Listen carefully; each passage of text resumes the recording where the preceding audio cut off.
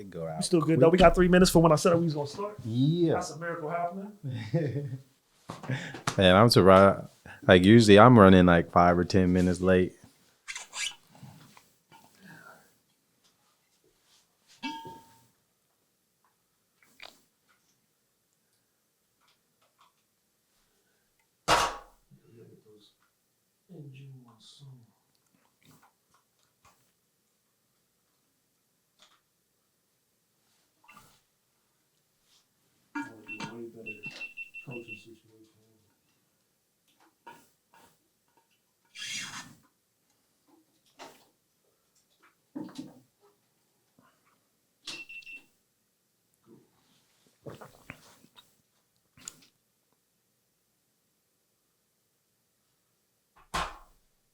All right.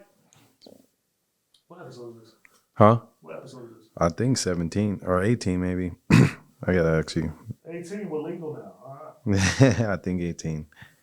GWAG Let me see here. episode Yep, 18. 18 in 5, 4, 3, 2, 1.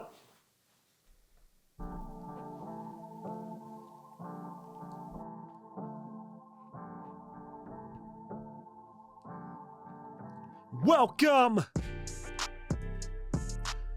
to Game Within a Game podcast, featuring former pro basketball player, trainer, and coach, Marquis Navarre. The podcast that talks all things basketball, but also that game played by us all, that game called life. See, being great at this game ain't easy. It takes parents, coaches, mentors, guidance to navigate the ups and downs. On Game Within a Game, Marquis speaks to the athlete, the student, the player, the parent, the trainer, and fans alike. From connections to making connections, stories and more. Be sure to subscribe on YouTube, follow on Spotify and Instagram, and of course, comment, like, share. Game Within a Game podcast. Game Within a Game podcast. With the one and only Marquis Navarre.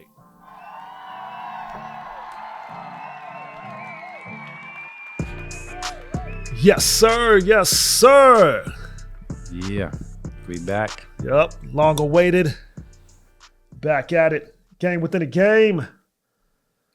With the one, the only, the man, the myth, the legend, former pro basketball player, coach, trainer, father, and just all around great man, Marquis Navarre. What's up, man? Long awaited. Let's catch up. You had an exciting summer. I know we're a bit into we're a bit into October, fall, everything. So, but let's catch up on the summer, man, in Australia, time with your son. What's new, what's the same, and what should we look forward to? Yeah, like you said, it's almost been 2 seasons now. We've gone through the summer, and the fall's nearly coming to an end, and we're getting into the winter. But man, my summer was great. Like I said, my son's actually in Italy now, but born in Australia. Obviously, that's where we're at. But he's in Italy, and my first task on my list, not so much a task, but my desire that I needed to get is go see my boy to start the summer. And like I said, for me, it's always great to be with him. I spend so much time away from him, and like FaceTiming, being on the video calls, and like anyone that's a parent, there's nothing like having your kid right there. And especially the age that my son is now, that's the age where you can pick him up, you could grab him, or throw him around. So we had a good time. We had amazing time together. Did a lot of just activities where, we read books together, built a lot of puzzles. I made sure that we did, worked on our physical. So rock climbing was something that we did pretty consistently together, and it was pretty cool because just watching him go, like, overcome a little bit of a fear of climbing and like doing things. His mom kind of told him a story about a kid when she was young that broke his neck or something when going rock climbing. So he had this built-in fear about rock climbing, but watching him overcome that and like gain more confidence as he kept doing it was super cool and super dope. And yeah, we did went to a basketball camp together where it was one of his first basketball camps attending, and I was coaching as well. So it was a cool little father-son moment, and I was able to allow him to just, enjoy the moment and do his thing, and me just lock into my coaching thing. We weren't really in the same group per se, but we were able to cross paths like at lunchtime and just the second half of the day when both groups that we had at our camp came together, and just seeing him out there just having fun. It was just, as a parent, like you said, when your kid is happy and he's having fun, there's nothing better than that. So, most people would think that, like me knowing who I am, think that I'm so concerned about, his performance, how well can he dribble? How well can he shoot? How well does he do these things? Then those things I can care less about. Like when I want to see my son happy and just having fun, and he just looked like a kid with a ball having fun. And so, that was a big success, just having that moment on the basketball court, like sharing something that I'm very passionate about, but also just watching him create his own relationship with the game is something that's super dope. And he got a lot of positive feedback from his friends, and he was just loving that. And and on top of that, like I said, like for me, I take the summers like sort of like the AAU approach, that the players take, where my summers are about like getting out of my normal routine and my normal gyms that I walk into, and expanding myself, as a coach now, kind of taking that same approach that I had as a player, but I take it as a coach now. So for me, my summers are like, my goal is to get outside of my normal coaching routine, but continue coaching and like connect with other coaches and, and learn new ways to, skin the cat. So again, so going to Italy and doing that camp there, it was great because, the European system is a little bit different than the American system. So, their camp that they had was full day camp. And they actually time it from like for the parents, it's actually, the time that the parents got to go to work, that's what time the camp is going from. So from 8 a.m. in the morning to 5 p.m. at night is when the camp goes, So it's a full day there. We had a whole week of like full days of basketball. And, like I said, I think that's something that I was able to like pick up and add to my toolbox to see like the point of difference between their camps and our camps. Again, they have a full day. They come in, the first part is, about skill building and things like that. But even their lunchtime, they take a real lunch break. And, I just saw the difference in the food that they will feed the players compared to Americans will feed the players between a lunch break. Everything here is so fast and so like on the go. So, most parents are just grabbing, Cliff Bars, McDonald's, something as quick as possible. But they actually sat down and had like real homemade food at the camp that kids can really sit down and eat. And, our break wasn't just an hour long. It went a little bit over an hour, like probably close to an hour and a half to 2 hours, where the kids can actually just sit down and eat their food and talk to each other and really bond together, and not just like scarf down something real quick just to get back onto the court. And then, the afternoon part of the camp, it was more like bringing joy to each other, and some of the games were kind of non-basketball related. My son's favorite like highlight of the camp was just the music contest that they had. They had a music contest. They divide you in different teams, and they put the song on, and if someone guesses like knows the song, he has to run through the obstacle course and then go like tell the the coach the name of the song for them to get a point. And out of the whole entire camp, that was his favorite part of the camp, just like the music part, the fun game. And again, it's like the game within the game. It's like, how do you like like create joy and a love for the game without like burning them out or putting too much pressure on them, like as far as like being performers of the game.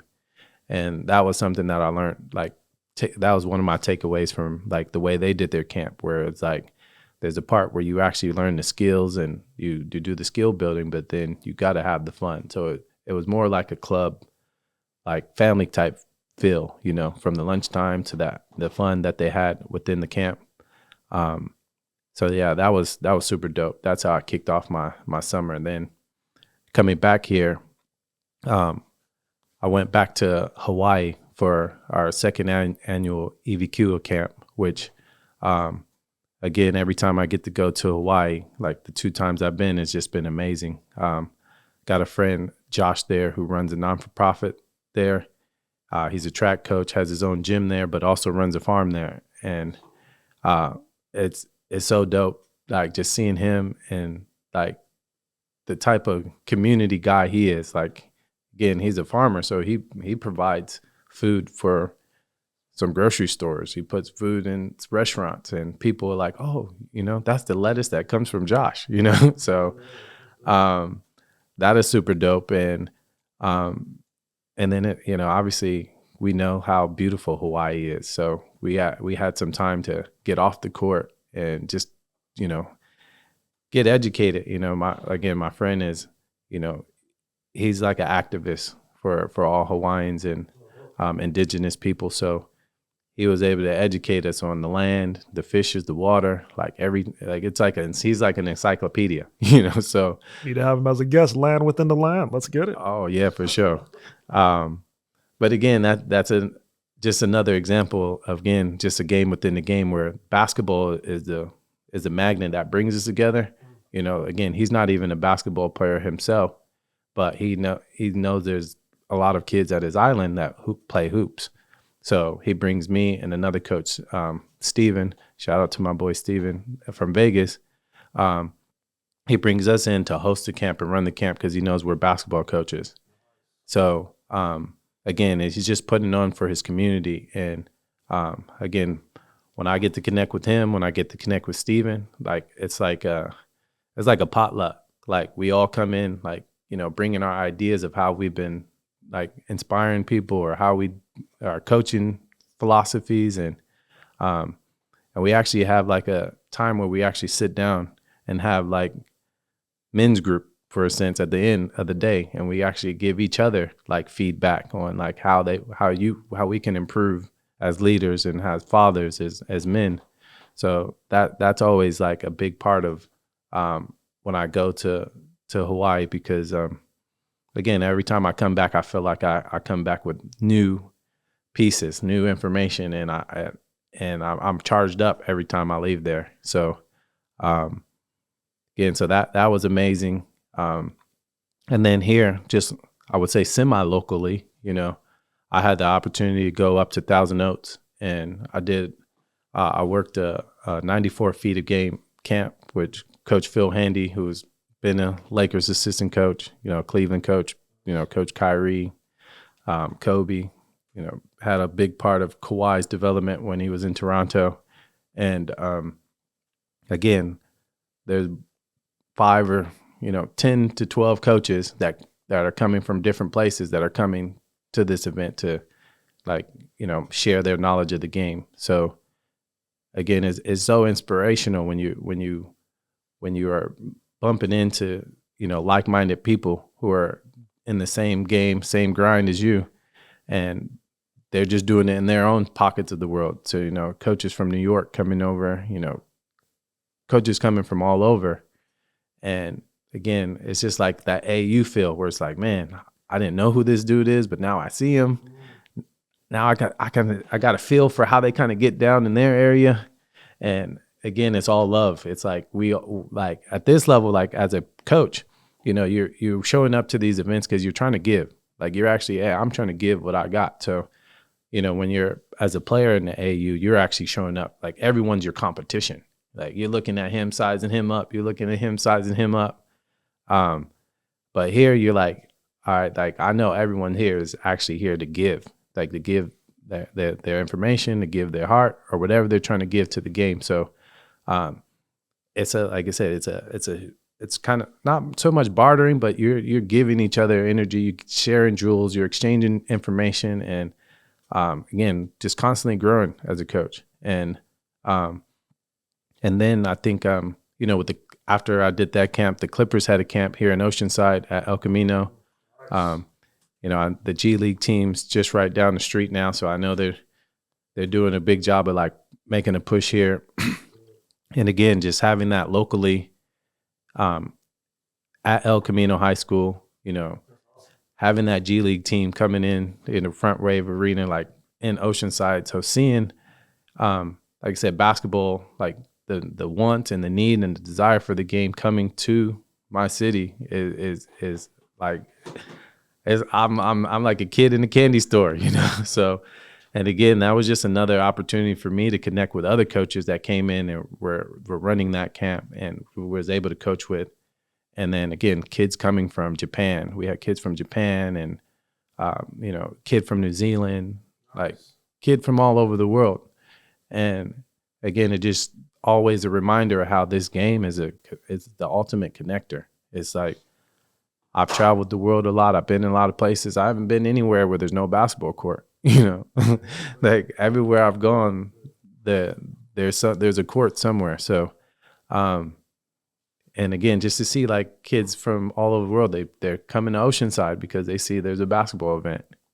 And then, so yeah, doing that Clippers camp was great. And then I finished the summer by volunteering at Norman Powell's camp that he runs down at Lincoln High School, because that's where he went. And again, that was just another amazing event. He does a free camp every single year.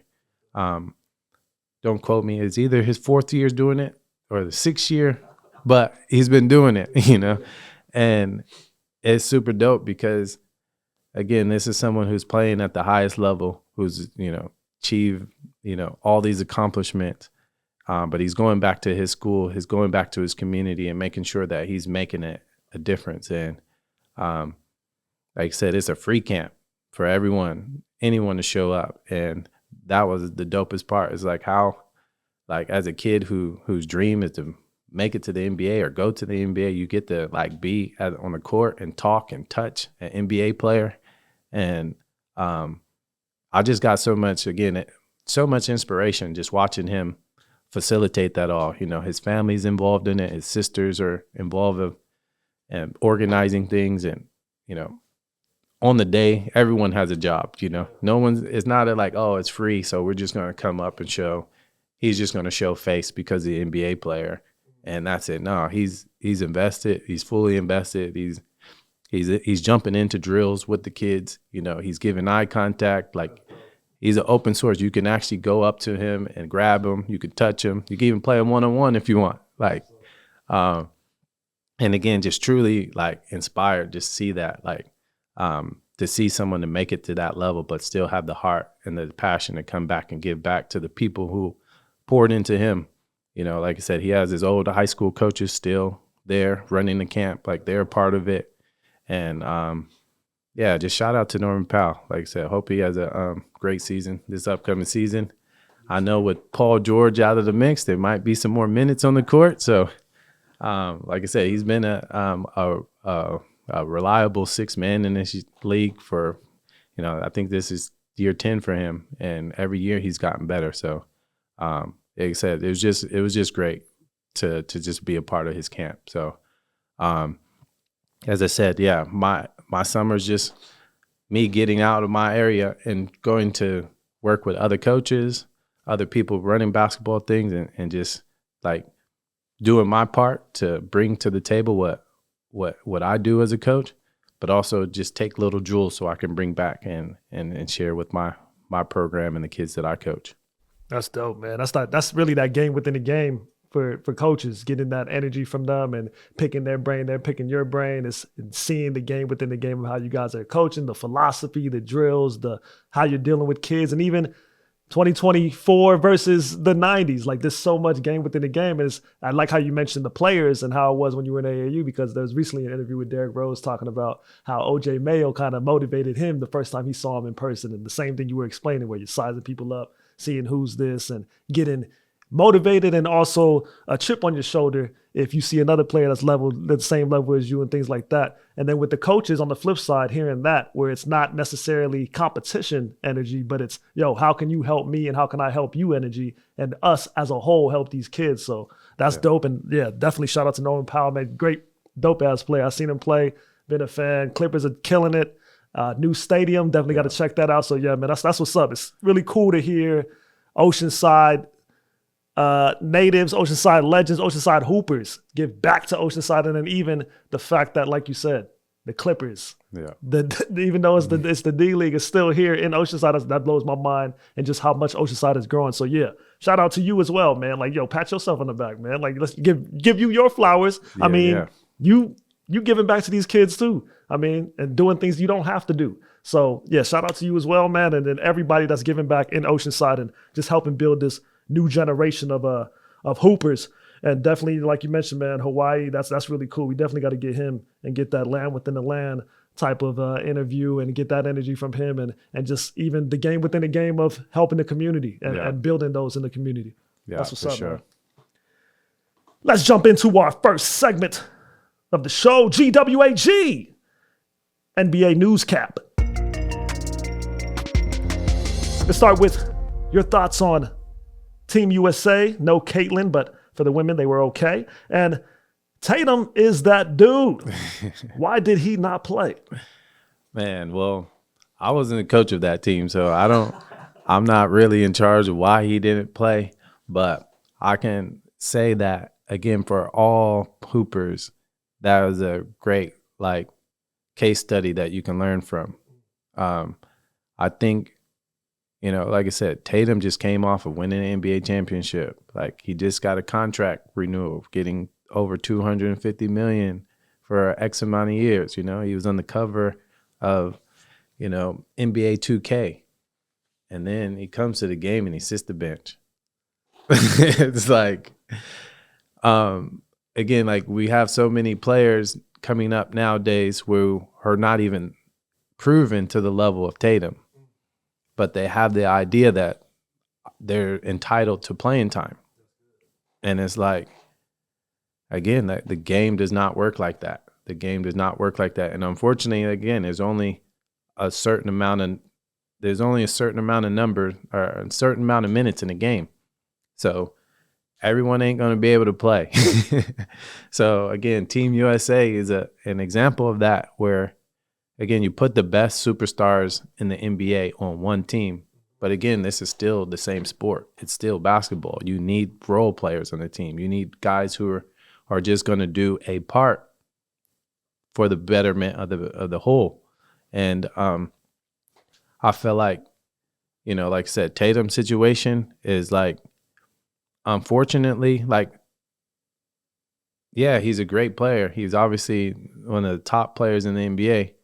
But then when you put all the best players on the team together, it's all right, now we got to just break you down to your position, because now as a coach, I have a rotation. And, it's not like I'm going to sub out a small forward for a point guard, for example, And if you look at that roster, you look at, all right, who plays the similar positions? It's Tatum. Who's the three? All right, you got LeBron.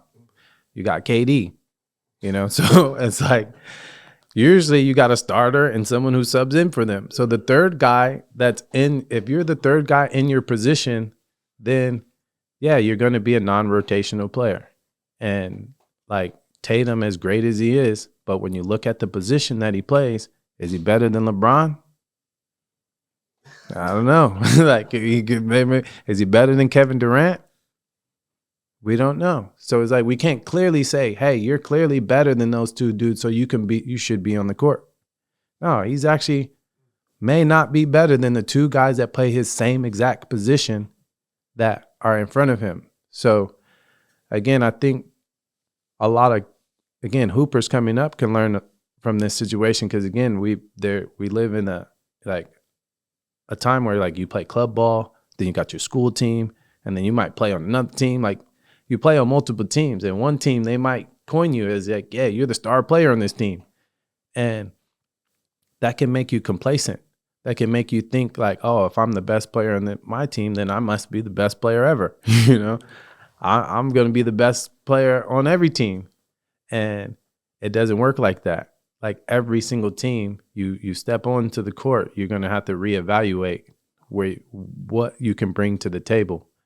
And I think like obviously, yeah, someone like Tatum, you'll be frustrated as a player as well.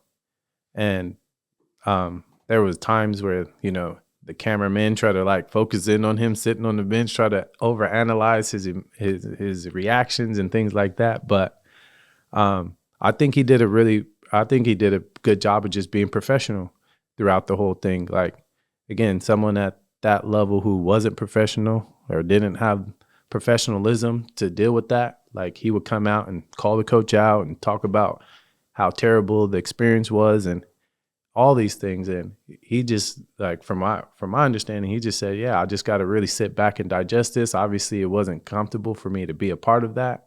I desired to be in the game, but it seems like, basically judging off the first 2 games of this season, like he just maintained his professionalism.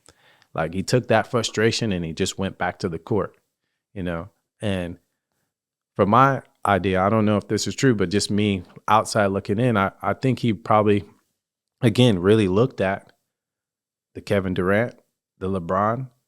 Like he probably really just looked himself in the mirror and said, what areas are they actually better than me at? Maybe there is an area that I can grow my game, and I'm like, as outside looking in, assuming that that's the approach he took. That's the approach that he took to be like, you know what, there is another level I can take my game. And again, this is someone who's already been first team all NBA, this is someone who's already all-star, but he had to be honest with himself to be like, all right, well, maybe there's another level. And again, I think most players struggle with that idea to where it's like, they get to a certain level of success, or they get told that they're already good, or they already have this type of game, so they just get complacent. And again, I shout out to Tatum, just like I said, just being the professional throughout the whole process, because again, that's like I said, if you stay ready, you don't have to get ready. And like I said, unfortunately for him, there wasn't an opportunity where it's like, oh, well, now we need you, so we're going to throw you in the fire. Yeah. But like I said, I think this NBA season will be telling. Like I feel like he's still going to go out and be a better player than he was in the last 2 seasons, even coming off of a championship. So again, just being the ultimate hooper. Like I think basketball, the reason that I'm so still involved in the game after like being involved in this game for like 20 plus years is because there is no final stage. There is no point where you get to the level where you're like, I figured this out. Like every time you get to that level, you get showed that there's so much more left in this game that you need to learn. And so, yeah, I would like to, like I said, encourage all young players to just take it like that. Like you have to be able to have a growth mindset if you want to be successful in this game. So if someone labels you as a great shooter, again, if you have a fixed mindset, you're already going to be like, yep, I'm a great shooter. You're right. And then they're going to stop working. But as a growth mindset, you're always going to think, how can I get a little bit better? How can I keep growing? How can I keep improving? How can I keep moving forward?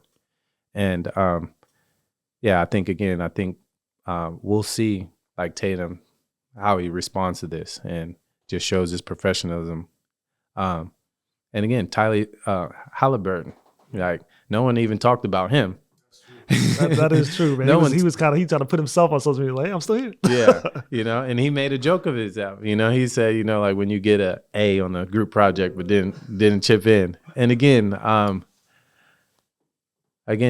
think because I don't know, maybe because he's not in a big market and like he's not as well known as the other stars on the team, then he took that approach where like he can joke about it. Where Tatum, everyone kind of knew Tatum already, so it was a bigger microscope under him. But again, as I said, like those are the best 10 players we got, like arguably in the world. Like obviously, minus Kyrie, but yeah, minus Kyrie for sure.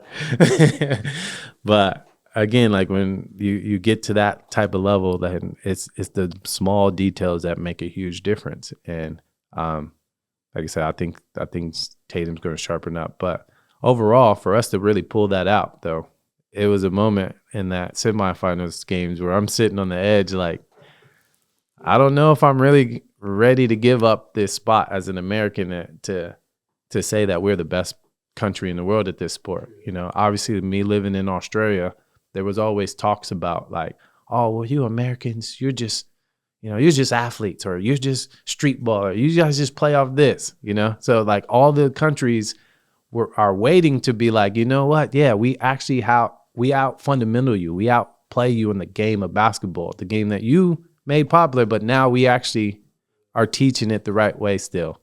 And but yeah, thank God for Steph and LeBron and KD. Like to see those, our three-headed monsters on the court at the same time might be the last time we seen them on the court. But yeah, it was truly special. I think it was truly special, and I think they did their job of holding us in that position.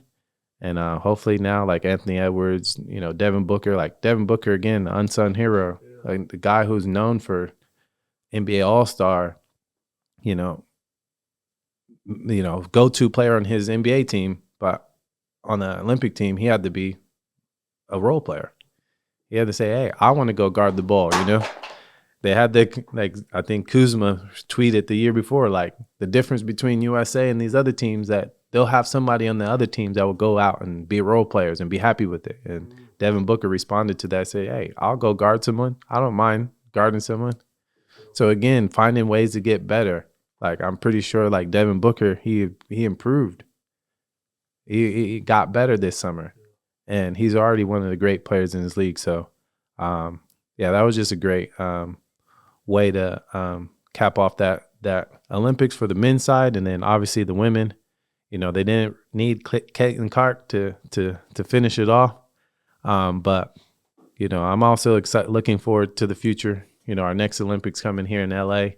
And I'm sure like Caitlin's going to be on that team. And the women's game at this point is probably the hottest thing right now as far as in the game of basketball. So I'm just excited to keep seeing that keep going in that direction, That's awesome. And then, like you said, they showed great professionalism, and that's kind of the game within the game for the player. Do you agree in terms of in that situation, for the player to have a great attitude and really focus on their attitude, focus on finding out what is different from their game and the game of those that are starting ahead of them? Would you agree that that's something that they need to focus on in the game, within the game, when they're in that position as a player?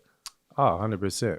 And again, the reason why it's a game within the game, that's what you got to do as a player, but that's also what you got to do in life. Like, there's going to be more times than not, you're going to be faced with a challenging situation in life where you had an expectation of what you want it to be, and then life shows you like, no, this is actually how it is.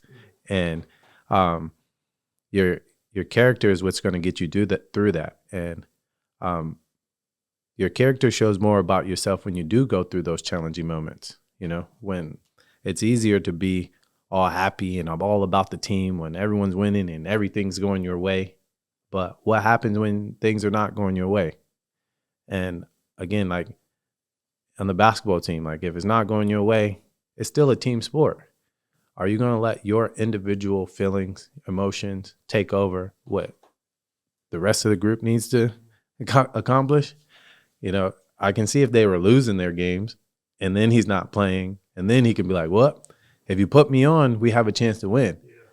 But when you're actually winning, obviously you're not getting your way, but your team is still winning. So like, how do you argue that? How do you argue when you have success? So again, it's no different in your family. Like things might not be going your way 100%. In your life, but you can't just go in with a bad attitude when you come in from work, because then you're just going to spiral down. it's kind of like a stock. You almost got to double down when things are down, Like when you're in those bad positions, you got to do you got to you got to double down. You got to do twice as much as professionalism. You got to be twice as happy right now. So when you do come out of that, then that's going to be momentum. Now you're going to like when it's easy to be happy and you're already naturally happy, then like now you're going to be really thriving, So, but yeah, like every player has to learn that, and I think especially for young kids and parents now in America, the way we play, like our basketball system is set up, there's so much games. It's games, tournament. And again, like parents, players are putting so much weight on the results of the game. But again, like you got to think of the long picture where it's like each one of those games, there's lessons that you can learn in each one of those games.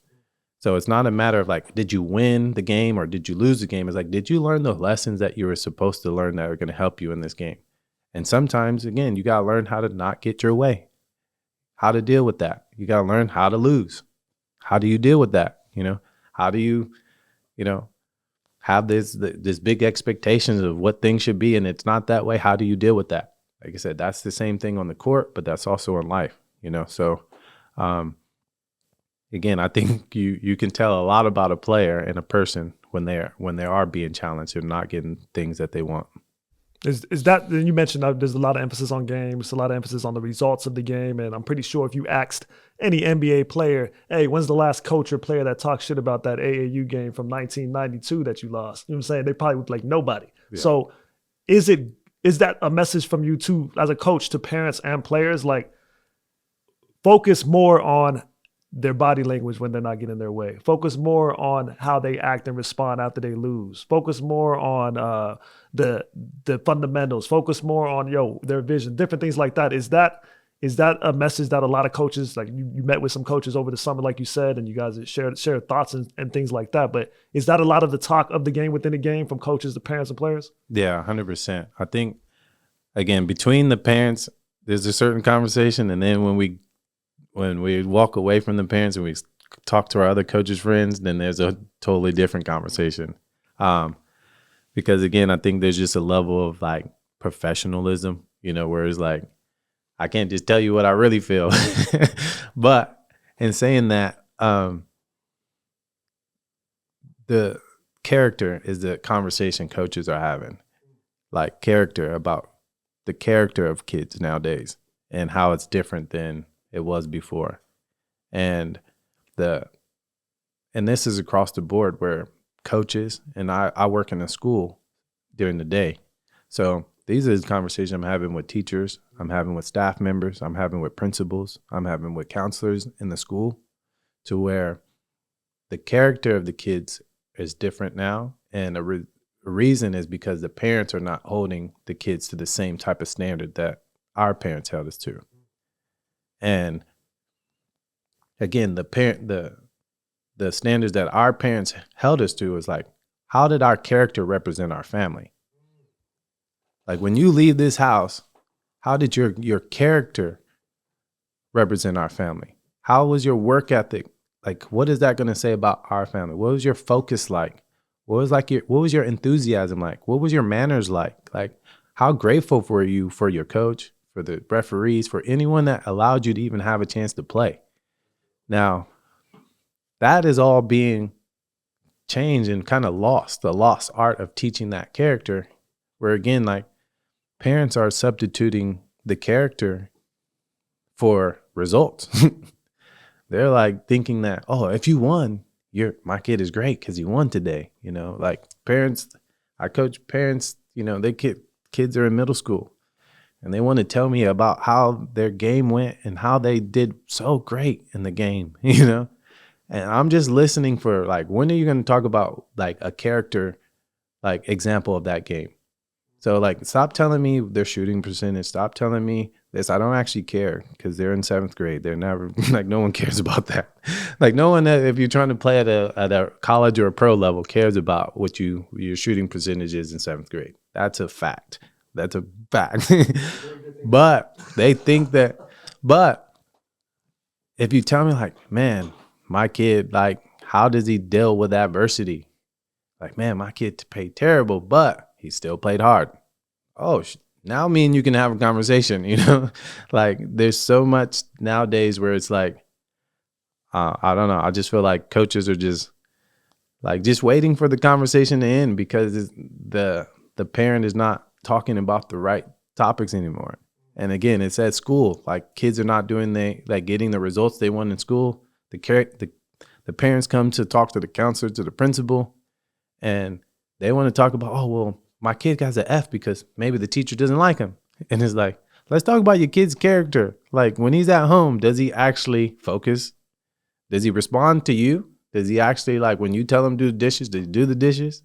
They're like, nah, of course he doesn't. He never does this stuff. Okay, well, why do you think, as a coach, when I tell him to go be on the midline, why do you think he's actually going to do it? If he doesn't do it, like, his character, he doesn't show that his character, way you do one thing is how you do everything. So your kid keeps showing you his character, but you want me to just be like a wizard and just ignore all the character and make the results happen, which, again, it's just backwards. It's just backwards. So, yeah, that's the talk that parents are having, like coaches are having with other coaches. When I'm in the, like I said, student service office, that's what counselors are saying. That's what principals are saying. Like, parents got to get back to coaching their kids on character and then seeing what results they get from it. That's good. That's real good.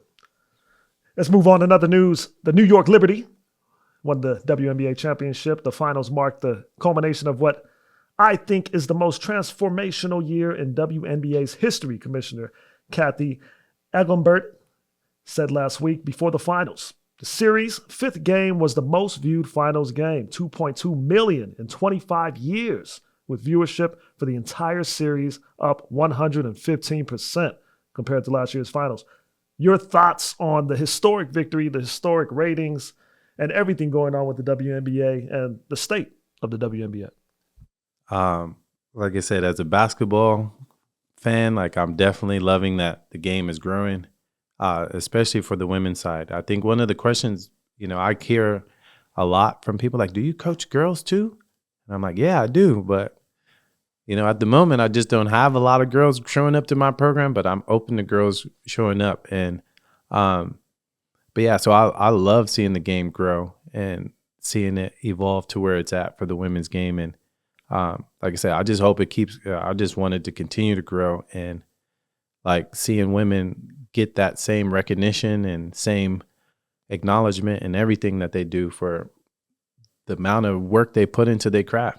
There's no different than any men on the court. These girls are putting in hours and hours of work on the court. They're putting in sacrificing their family time and everything else. And yeah, I just want to see the game keep growing. The finals I did watch. I didn't get to watch the whole series, to be honest, but I watched the last two games. And, like, I personally met like Nafisa Collier probably like 5 or 6 years ago now. Like, her husband actually, he's an NBA trainer himself. So I was able to assist him in some of his workouts in the off season. And I remember meeting her at the summer league with him, and they were working out during that time. And that was when she was still in college.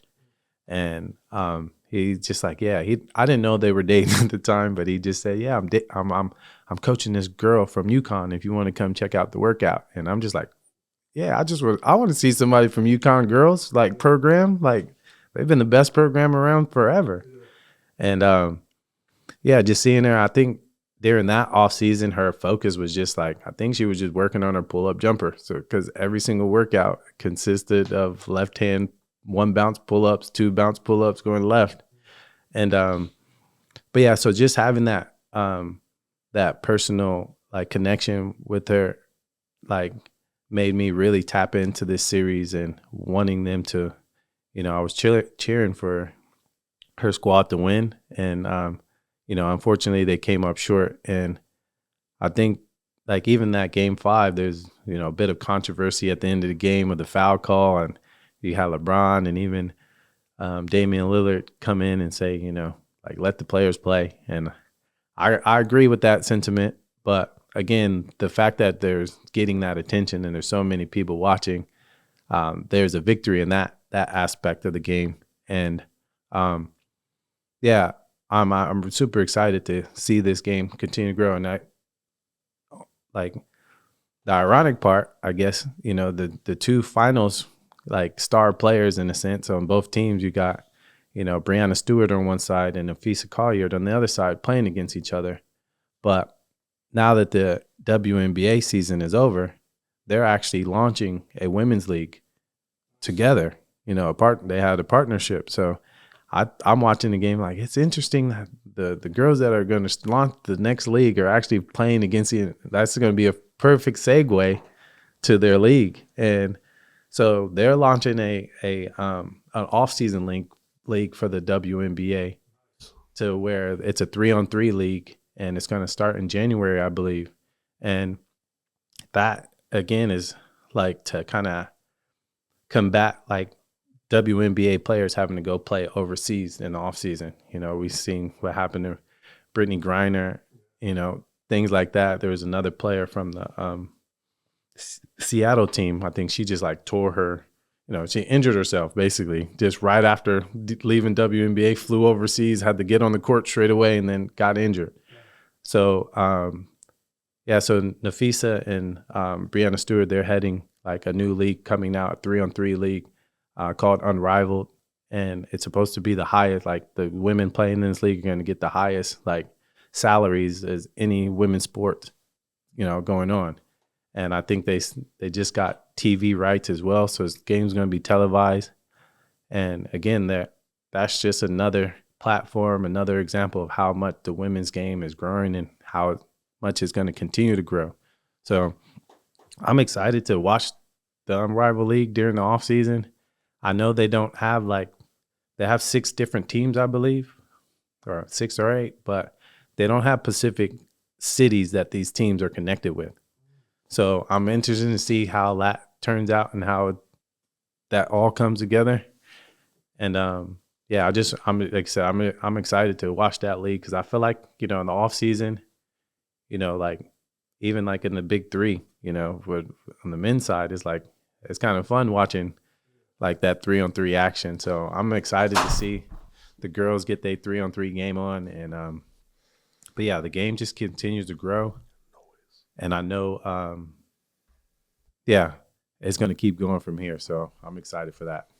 Most definitely, man. That's awesome. That's really cool. I like how they capitalized on the attention and the market, especially even Ice Cube tried to capitalize on it. And they, instead of just joining them, they started their own. That's really cool. That's dope. Yeah. I like that. In other news, let's go back to the NBA season that just started. And history already being made with LeBron James and Bronny James making history playing on the same team, and for 3 minutes they got to play together. We've seen historic father-son combos, whether it be after they played, etc. You got Dell and Steph, Patrick Mahomes and Pat Mahomes, LeBron James, Bronny James, of course, Clay Matthews and his father, the Hardaways and more. Missing a lot. But your thoughts on this historic feat and any predictions from you for young Bronny this season? Man, I think like I said, as a point guard, as a small guy, I've always been like a small guy fan. So like, just because of that, like I've always kind of left LeBron out of my players that I love or to watch and to be a fan of. But I think in the last couple of seasons, and even this season now I'm becoming more of a fan just because of this situation.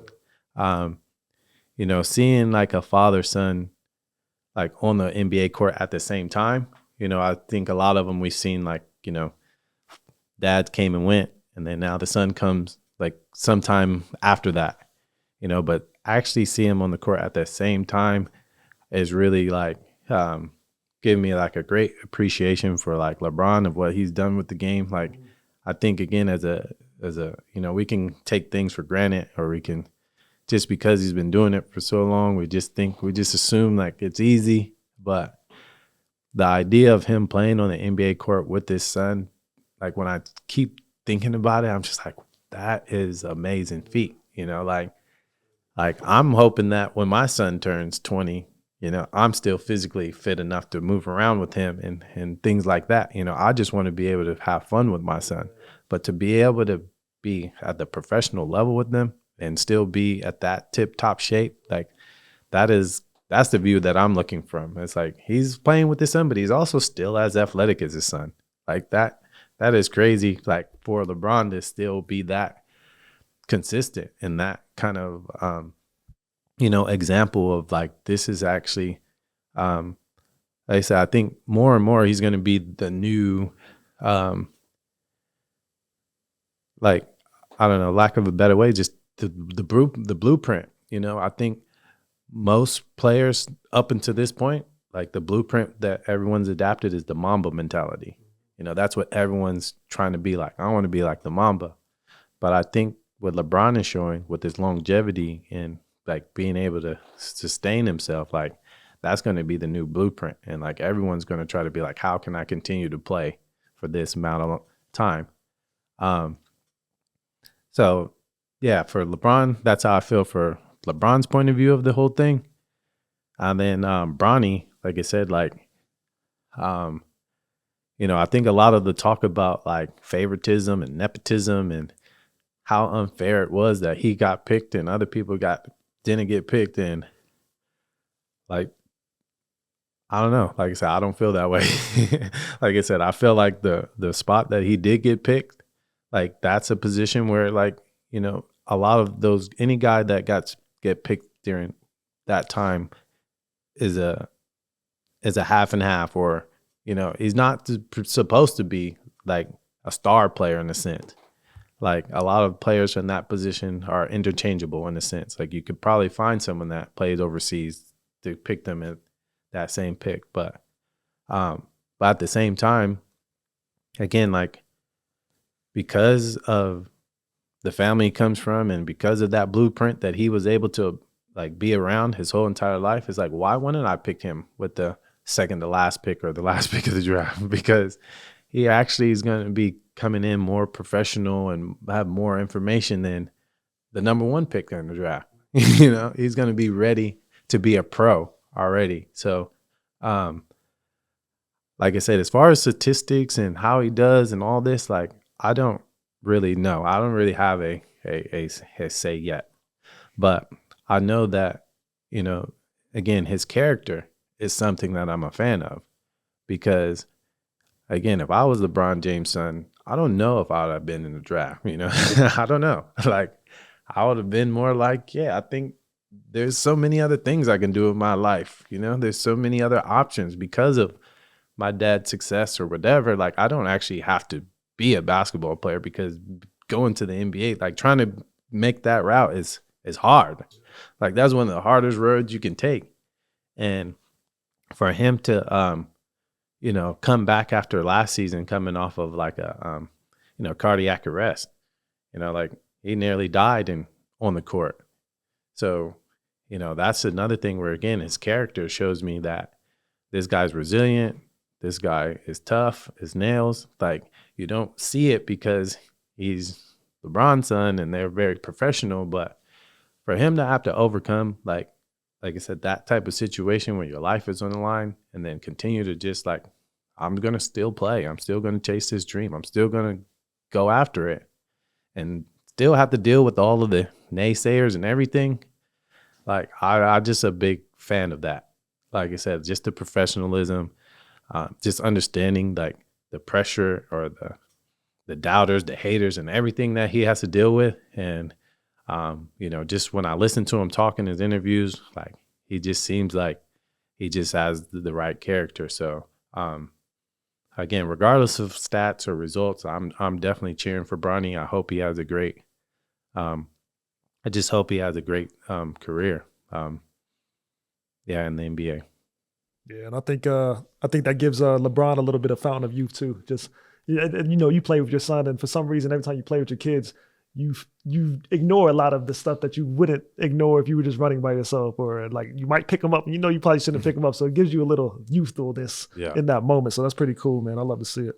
Yeah, I like to see if he, I feel like his other son, Bryce, is probably only 2 years or 3 years from, and I know they're saying, that's way too long to wait. But again, that little bit of surge and that little bit of energy, we'll see how that cultivates throughout the season, because he might stick around another year or two just to be there with his other son. And that would be, if he's averaging the points he's averaging now and playing, I think he still averages about 25 points a game, right? And so if he's still playing at a high level, yeah. There's people that played at 10 points a game and 2 minutes here, 3 minutes there, just to play with your son. I wouldn't doubt that he would pull that off. And the thing is, just from the business point of view, it's like, I know the Lakers are selling so much more tickets and jerseys and everything because of this situation. And if the other son came, it'd be selling even more. Why wouldn't they milk it? And if they do, can't nobody blame them. Yeah. Yes, sir. It's time for Marquis Reacts.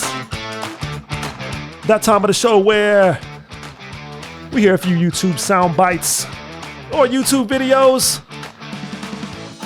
Marquis gives his thoughts, his reaction, his opinion. GWAG. Marquis Reacts.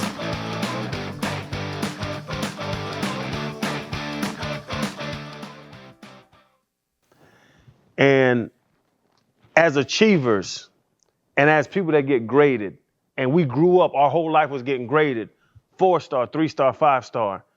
Every game, what you get a grade, you get a percentage, there's somebody grading you.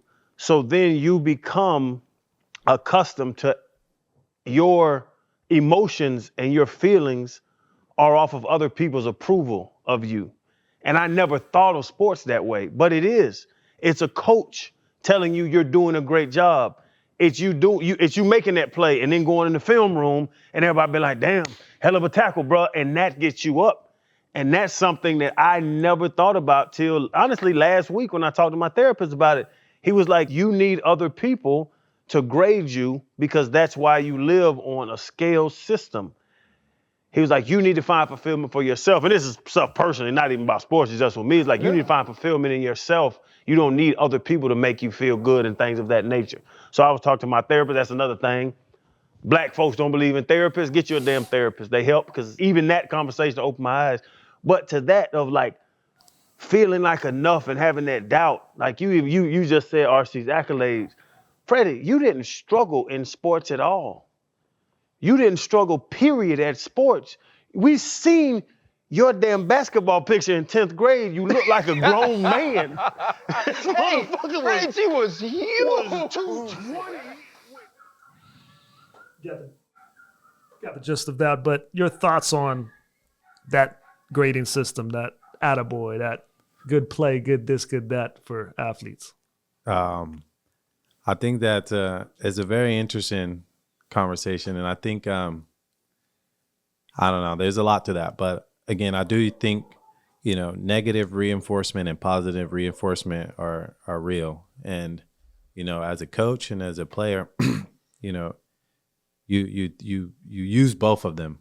When somebody tells you you can't do something or you're not good at something, ultimately as a player you want to be resilient enough to still hold your value and be like, no, I know I can do this. So you definitely, when you get negative reinforcement or negative comments, that's something that you gotta like hold yourself to be like, no, I know where I'm at. And I try to like preach this to my players, because advice is something that is freely given, and it's going to come from you in all different directions. You're going to have so many players, so many parents after the game come up to you and tell you, all right, this is my opinion of what you need to do, So, not everybody's opinion is valid, so we got to understand that. And vice versa. On the other side, it's the same thing, like you get people that praise you. And again, like you start to like live off of that. And, that works both ways. Sometimes that boosts you up and gives you confidence. But in some situations, I see where that puts more pressure on you, where someone does give you a good job. You're like, how do I sustain this? Like, how can I want to continue to get told good job. Once I got told good job one time, I don't want to hear the next time I'm not doing a good job. So there becomes this constant pressure that you put on yourself to sustain, like wanting to hear that good job. And like I said, the game within the game, and the secret of it all is, like, you don't buy into any of it. You don't want to buy into the people that tell you you're doing bad, and you don't actually want to buy into the people that tell you you're doing great. And because a lot of those things are like results driven. It's always based off of results. So if you're not doing well and someone tells you not doing well, you're going to feel like, well, shit, I'm not good. I'm just terrible, And then if someone tells you, oh, you did a great game, you think you're great forever, which again, like every game, every practice is a restart. There's no carryover, so I think I've seen a lot of kids even struggle with that, like wanting like to get that constant positive affirmations or confirmation for whatever they do well on the court. If they make a shot, they want to hear it. And again, the secret to that whole thing is you got to be process driven. Like everything you do is about your process, and obviously the character that you bring to that process. So again, it's like, if I do my process before the game, my pregame warm up, have my pregame meal, I had the right amount of sleep, I had everything done in my process, right? Then the results of the game are either irrelevant in a sense. I got to make sure I'm doing my processes. Like when I show up to my practice, do I have a pre-practice plan? Do I have a focus and attention during practice? And then after practice, do I have a post-practice kind of evaluation of my day? And again, you just want to have like an evaluation where you understand where you're at, but again, you don't put too much weight on if it was good or if it was bad. It's just simply is, did I do it as well as I could or not? Because sometimes doing your best, you're going to lose. Sometimes you don't even have to try and you're going to win, So again, you always got to come from that perspective of, again, like, is my process there, and not be so results driven? Because it's all about the results. Again, every person that you talk to can change your attitude. It can change your mood. It can change how you feel about yourself, because one person is going to tell you that was great, and then you're going to feel good. And then soon someone tell you, oh, that wasn't great. You're going to feel bad about yourself. So yeah, I think that was very interesting. Like when I was in Australia, there is a culture where they used to say bad luck a lot. Like someone missed a shot, bad luck, mate. Misses a shot, bad luck, or turnover, bad luck. And I've seen how dependent like players were to either, like, if they made a mistake, to get told, oh no, that wasn't you that was just bad luck, or, and then on the flip side, it was like you were overcompensating by praising them when they did something good so they can maintain that. And again, I came back to America and I was working with I was helping Alex Basil with his workouts. And like I said, when I was on the court with Carmelo Anthony and Kyrie Irving and like these type of players, like they didn't need to be told good luck, bad luck, good move, this and that. They need to know, like, am I doing this the best I can ever do it? And the next rep, am I doing it the best I can do it? And the next rep, am I doing it the best I can do it? And again, they were just focused on the process, like to be able to understand, like, am I giving my best focus, my best energy, my best effort to this? And then the results, you live with the results after that. And like I said, to the point of like athletes, like understanding like how to get their value from their like life outside of sports, because again, outside of sports, you don't get told, oh, good job all the time, And again, it's like, where's your process at and what is your focus? Like, what is your attention? Like for me, like I said, I work at a middle school, and if I had to get told good job every time I counseled a kid or I did something for a kid, then I probably want to be a good counselor at my school, because it's just a job. It's just the work. Like I'm just doing what I'm supposed to do. And because I have my focus in the right place, and I know like I don't need any praise for what I'm doing. I'm actually doing this because this is what brings me joy. It brings me happiness, like without getting any like feedback from anyone else. And that's the way I just like as a player, as a person, that's like, and that's the key. You don't want to put your weight into other people's like feedback on you, because you know everybody has everyone has their own superpower, and as long as you know that you are doing the best with your power, then that's what you have to be. Like that's your gauge. That's what you got to judge it by. What a good coach does, and then give me one example of what a bad coach does. Yeah, what's your example? Coach. A bad coach? I mean, I listen to coaches. I listen to some of the ex-players, but back then it was ex-players as, what they call them? Rebound? Player development. Yeah, them. Player and development. then some of the ex-coaches themselves, I'm going to listen to you until you don't make sense, right? Usually it was pass the ball. Whoa. I guess you ain't watching no film. That's not my best attribute. You better watch out. That's funny. You know what I mean? Like, right? No, but serious. If you're working me out and let's say a coach, and this is a real story. I remember Coach Hubbard, Phil Hubbard, is working me out. And then we're working out, all right, 3 shots, move. 3 shots, move. And I'm sitting there, finish my workout. You didn't feel tired? Hey, man. Hey, what's your name again? I had to look up his stats.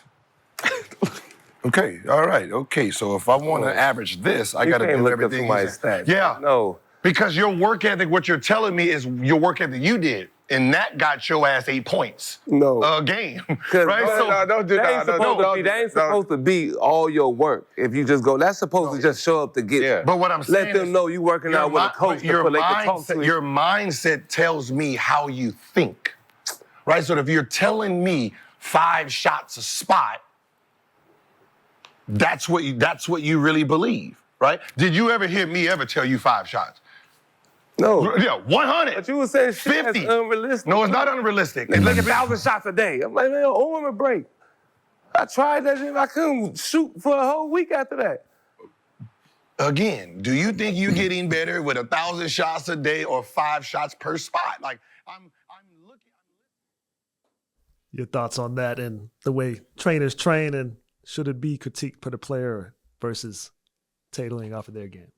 Yeah, well, I think, well, for me, I come from the thought process of probably a little bit of both, you know.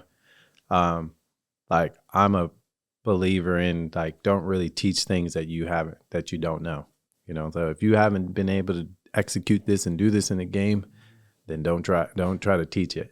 I have been, and I've been coached and been around other coaches who have not played the game at a high level, who've been excellent coaches. Like I've been around coaches who haven't played, have been better than a lot of coaches who have played. So, I'm not a believer that if you haven't done it, you don't know how to teach it. But my personal philosophy, because I did play and I did play at a high level, like I don't teach anything that I haven't done in the game personally. And I get where Gilbert is coming from, but I think my situations have always been like in a reverse situation, because I've been like in situations where, like I said, I've achieved a lot more, and I have been one of those, like I've been the best player on my team. I have been the best player in the county. I have been first team all conference before, you know, so when I'm coaching a high school kid or a middle school kid and I'm telling them to do a certain amount of reps, I'm usually on the side of them looking at me like, hey, this is way too much, you know? But I do find myself again, like now as a coach, I have to like, I can't even do like even my workouts when I work out with a kid, I have to tailor it to fit a time schedule, you know? Like when I would work out by myself, like Gilbert said, like I didn't have a time. Like I didn't say, hey, I'm going to go work out for an hour. Like I would go in there, and then next thing you know, 2.5, 3 hours pass, and I was just working on my game by myself, and I was just that locked into what I was doing.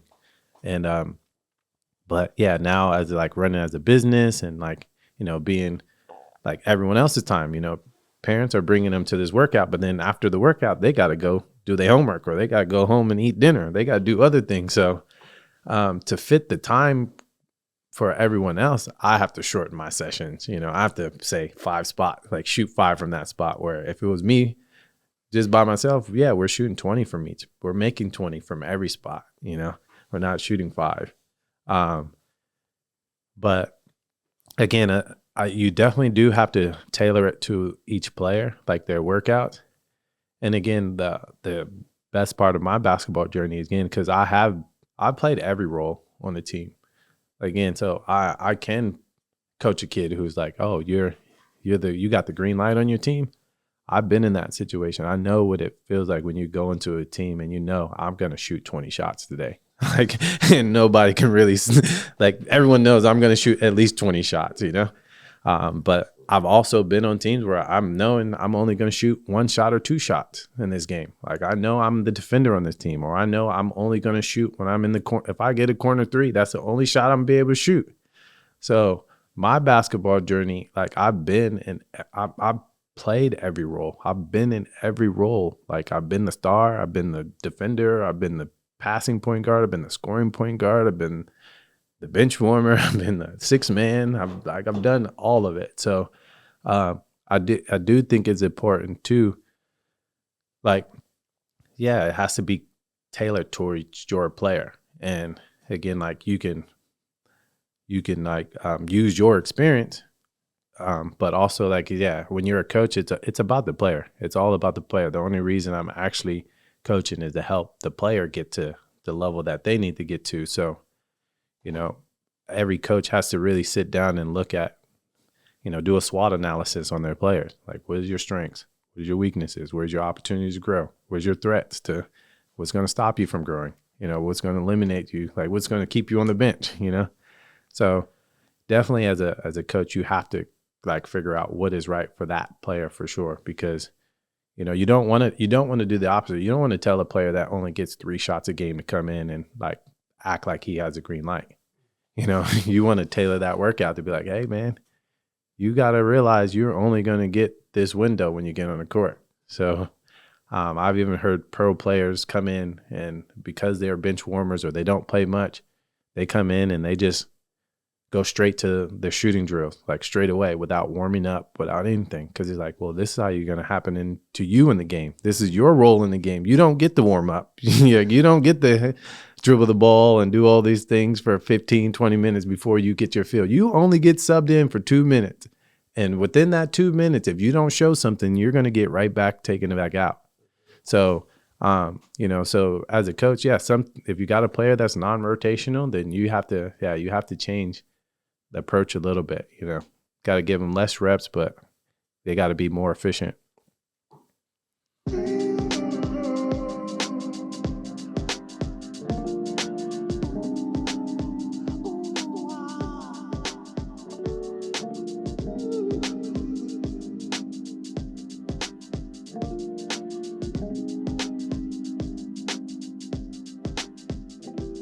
Thanks again for listening to Game Within a Game. This podcast is sponsored by Marquis Basketball. Visit Marquis Basketball on Instagram at Marquis Basketball or call 760-213-4936.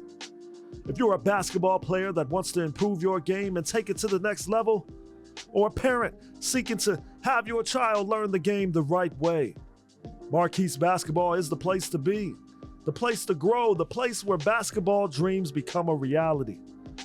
Message Marquis on Instagram at Marquis Basketball or call Marquis at 760-213-4936.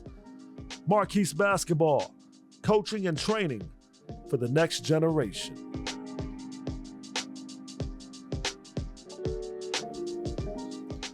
Thanks again for tuning in to Game Within a Game, the podcast with the one and only Marquis Navarre.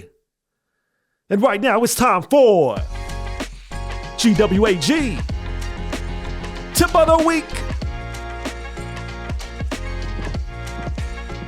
So for this week's tip of the week, the power of twos.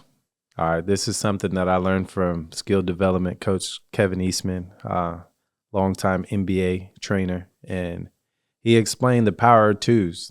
You know, it said it's to take 2 minutes for a coach to be able to explain a drill or a skill in detail. It takes 2 minutes to get that information out of your voice and into the player's mind. And if that player works on that skill or that drill for 2 weeks straight, after 2 weeks of doing it every single day, then that player should get comfortable doing that skill. Now, this is the part that this is the gold right here. Now, you got to take 2 months of working on that skill and that drill or whatever to be able to get comfortable or translating that skill into a game situation. So it's the consistency that comes with that work.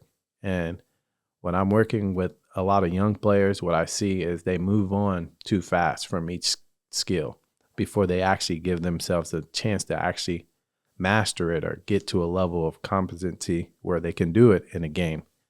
And, you know, this tip applies in life. You know, when you're trying to learn a new habit in life, you know, some people say, 33 days, 66 days, whatever one you describe to, but they said a minimum of 2 weeks of doing that same skill or that same habit every single day before it becomes a natural habit for you.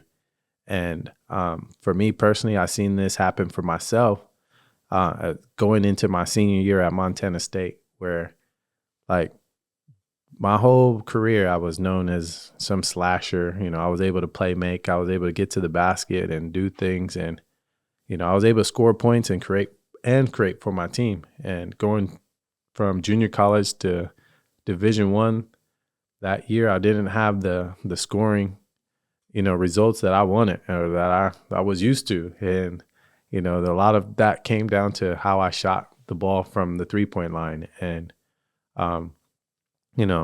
my junior year college, I shot the ball 29% from the three.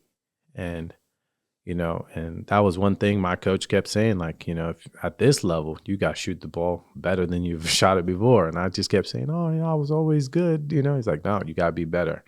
So, and that off season from my junior year to my senior year, I made it a point that every single morning during the summer, like I was going to get on that shooting machine and get my shot right. So, so for every single day for 6 weeks straight, every single day, I started my mornings with 500 shots every single day on the shooting machine. So just simple 5-spot shooting. I didn't put a lot of flair to it. It was just 5-spot shooting. Make 50 from each spot in the mid-range. So 250 from mid-range and go back behind the 3-point line, 50 from each spot from 5 spots. So I made sure a point that I started my mornings every single morning doing that. And then, I went to my summer school classes. And after that, I would do my weightlifting thing. And then I'll go back on the court and do an actual on-the-court workout where I do my ball handling, my pick and roll shots, my floaters, finishing around the rim, all this. But the main focus was getting my 3-point shot, getting my confidence in that. And again, I made sure that I missed out of that 6 weeks. I did miss one day. And I was so driven and so focused on making sure I didn't miss a day that day that I had to miss because I had to take care of some schoolwork that I was trying to put off. But I literally was sick, to my stomach. That's how focused I was on making sure I was maintain my consistency. And again, the results of that consistency was after that summer, that going into my senior year, I shot 48% from 3-point line the next year. So 20% jump in percentage, from one season to the next. And, shooting above 40% from the line is great at any level. So, but again, it took the consistency, and that consistency gave me confidence over time. So when you put that much work in, hey, I can miss 5 shots, 10 shots in a row, but I know I'm going to make 50 shots in a row. I know like that's where the confidence comes from. Like I think a lot of players think the confidence comes from seeing success. But the confidence actually grew when I knew, hey, I can go on 8 shots in a row miss, but I'm going to make the next 12. So again, the power of twos, pick a skill that you want to focus on to add to your game. Pick the next 2 weeks to really focus on doing that skill and that drill every single day. Then sit down and evaluate how much progress you've been making in that 2 weeks, and then get back to work and do that for the next 2 weeks, and then copy and paste for another month of that. And then after that 2 months of working on that same skill, then sit back and evaluate how well you feel like you're doing in that skill, because I think it happens too quickly. Kids do 1 workout, 2 workouts. They think the results are supposed to show up. But the power of twos, that's the way to go. Power of twos. Don't forget that. Young players, old players, whoever you are out there listening, tip of the week will get you not only through the week, but in this case, 2 weeks. Get that done. Closing thoughts on today's show, the comeback, and we will be back consistently. Can't wait to get into it, but your closing thoughts for today's show. Yeah, just on that point, just being consistent. You know, like I said, the same message that I'm giving to my players and like about being consistent, you know, the same approach I got to bring to the podcast. You know, like I said, I think, you know, I'm doing this because I want to share my love for the game and my passion for the game. And I hope that it helps like anybody that's on their journey and they're on their path. And I want to give jewels to them. And in a world where there's so much information, there's so many other podcasts out there. There's NBA players and every former NBA players. There's so much going on. And sometimes, you know, I can look at other people and I can get discouraged because I'm like, man, I'm not like Gilbert Arenas' podcast, or I'm not like the Knuckleheads. But, you know, the message for me is the same. I got to like be consistent regardless, because again, this is my voice, this is my platform. And like I said, I have my own journey that I want to share with the world. So consistency is something that, you know, I got to bring to this podcast to help it get to the level that I want to get to. You know, if not, like I said, just like most people's dreams, they come short because of inconsistency. So I'm going to do a better job of being consistent with this podcast. And but other than that, like I said, on being consistent, like Saturday mornings, you know, I'm showing up at El Camino for kids in the area who want to get better at their games.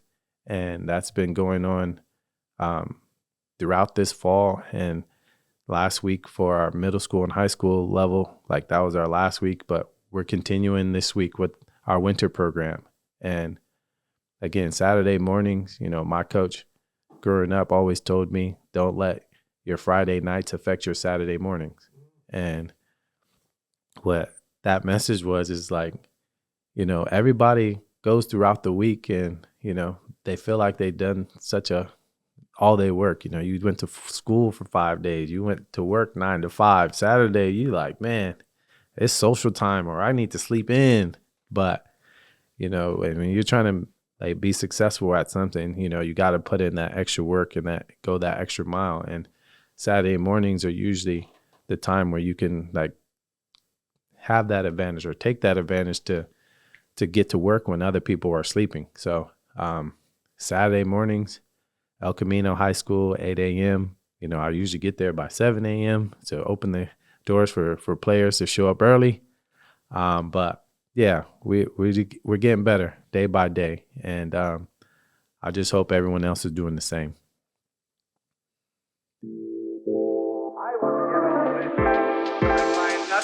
Thanks again for tuning in to Game Within a Game, the podcast with the one and only Marquis Navarre. Be sure to click, comment, subscribe, follow, share, Instagram, YouTube, SoundCloud at Game Within a Game Podcast. And also follow at Marquis Basketball on Instagram. GameWithinAGamePodcast.com. We'll be back soon. Be sure to check out MarquisBasketball.com. And Saturday mornings, as he said, if you're local in Oceanside. Game Within a Game, the podcast. Thanks for listening, watching. We'll see you next time.